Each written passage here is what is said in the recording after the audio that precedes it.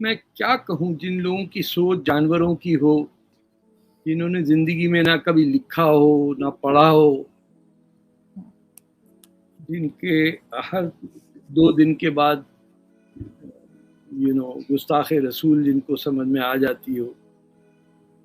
میں تو صرف ایک سوال کرتا ہوں ایسے بابلوں سے کہ تم نے کسی بیوہ سے شادی کی ہے؟ وہ کہتے ہیں نہیں. تو میں نے کہا پھر گھر جاؤ، تمہیں اسلام مت پڑھاؤ، کیونکہ پہلا کام تو تمہارا ہونا چاہیے کسی اپنے سے بڑی عمر کی بیوہ سے، جو 15 سال آپ سے بڑی ہو، اس سے شادی کریں، تب بنے گا نا سنت رسول. اور آپ کو بڑا پیار ہے اپنے پیغمبر سے، کتاب بغیر پڑھے سیٹینک ورسز آپ نے فتوے لگا دیے.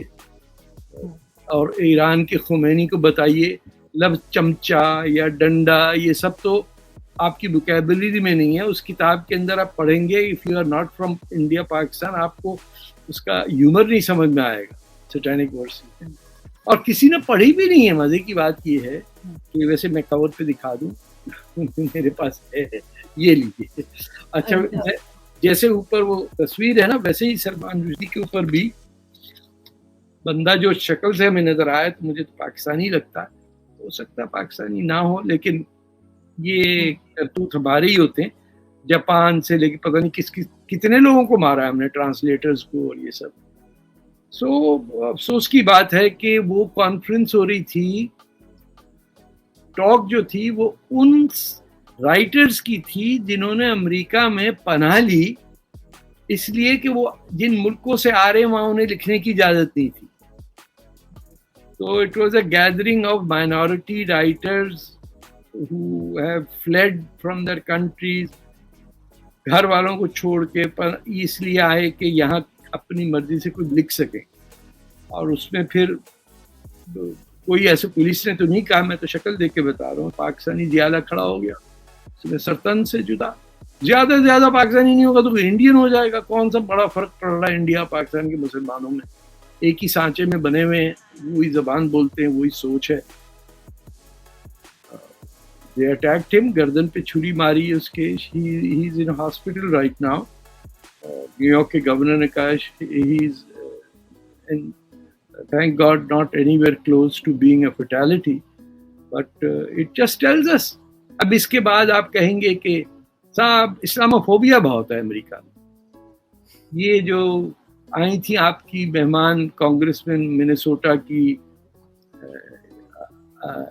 کیا ہے،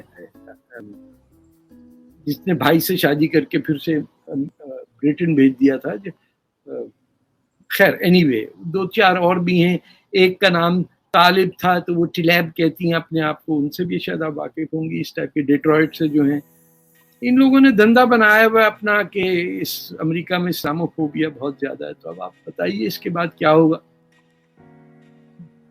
آپ تو ہر سکول میں آپ نے کیفیٹیریا میں مسجدیں بنائی ہوئی ہیں. جماعت اسلامی اور مسلم برادرہڈ کے لڑکے آ کے بچیوں کو حجابیں پہناتے ہیں، پھر ان پہ گاڑی آواز میں عربی کے ورڈ کہتے ہیں. آپ کو پتہ ہے کہ آج کل مسلمان بچوں کی، ینگ لوگوں کی گیدرنگ میں تالی بجانے کی اجازت نہیں ہے ان کو. وہ کیوں؟ وہ طالبان کی طرح؟ ہاں، جیسے تکبیر اللہ اکبر.